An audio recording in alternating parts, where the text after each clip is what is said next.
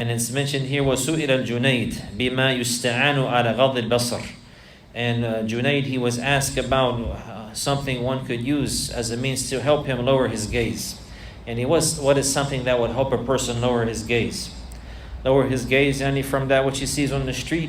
And even today we have to lower our gaze from that which we carry in our pockets, and from these screens. Likewise requires for a person to lower his gaze and to turn his eyes away from that which is impermissible.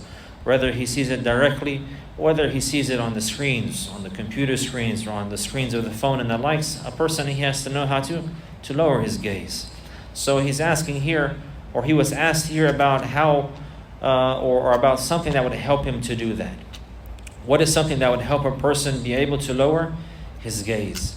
He says, قَالَ بِعِلْمِكَ أَنَّ نَظَرَ اللَّهِ إِلَيْكَ أَسْبَقُ مِنْ نَظَرِكَ إِلَى مَا تَنْظُرُهُ. That you know that the fact that Allah, He sees you, and that He sees quicker than what you are looking at. And before you see something, Allah, He's seeing you at all times and in every situation. So if a person were to take a peek, before he takes the peek, Allah is aware of him. Allah is seeing him. And Allah is knowing what he is upon and what he is intending, even in his heart.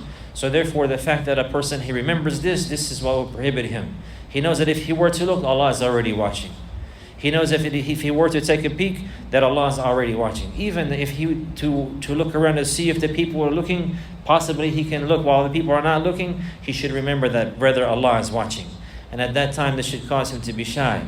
To be shy that he was worried about the people and not worried about his Lord. And he looking at him.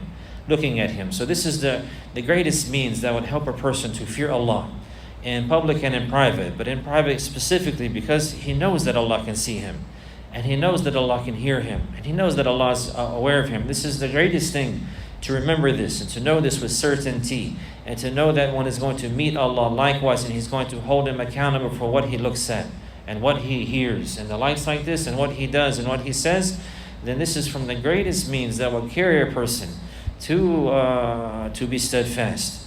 To be steadfast in this issue. The fear of Allah, knowing that He hears and knowing that He sees all things. Subhanahu wa ta'ala.